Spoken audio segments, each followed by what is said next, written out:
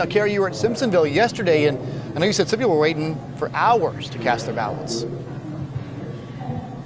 That's right, Cody. We've heard different stories from different locations. A couple of the places that we've been to today, it hasn't been too bad compared to some of the other ones. I know yesterday in Simpsonville, it took us almost 3 hours to get everything done. And I've heard people say that it's been 4 or 5, depending on where they were. So lots of different experiences for people, just depending on, I guess, the time of day and where they're at. I can tell you that here at Renfrew Baptist Church, the line is still here in the lobby. Of course, the polling location closes at 4:30. But they are going to let everyone that made it in that line come through and get their vote in today. So that will happen until that last person comes through.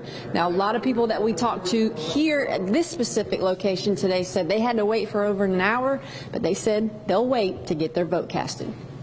Approximately 1 hour. That's how long Robert Simon says he stood in line to vote at County Square in Greenville this morning. I was actually expecting to wait longer, so I was pleasantly surprised. The South Carolina Election Commission says there have already been more absentee voters, both by mail and in person, within the first week of the 2020 general election than during the entire 2016 general election. After hearing reports of people waiting up to 4 hours in line, others like Wayne Canfield and his wife came prepared for a longer wait time, even bringing chairs to sit in. So we thought it would be a long wait, but we've only been here about 30 minutes, and so the line is moving very well. While at County Square in Greenville and Renfrew Baptist Church in Travelers Rest, we've watched the lines grow as the day went on. Some voters choosing to bypass the lines and drop off their absentee ballot in person. There's been a lot of talk about the mail and everything. We just decided that, hey, we have plenty of time.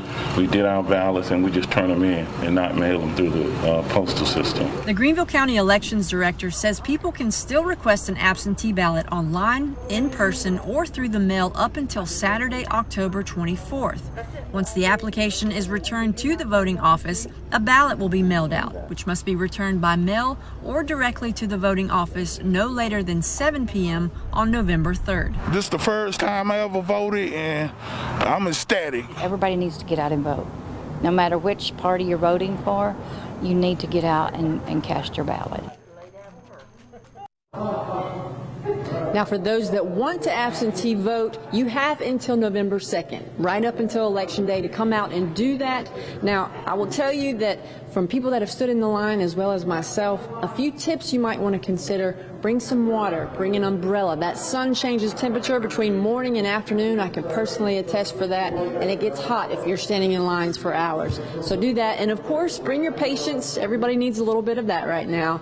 We've got all the information on our free Fox Carolina News app and online at foxcarolina.com about where you can go vote, the times, and all the information that you need to know.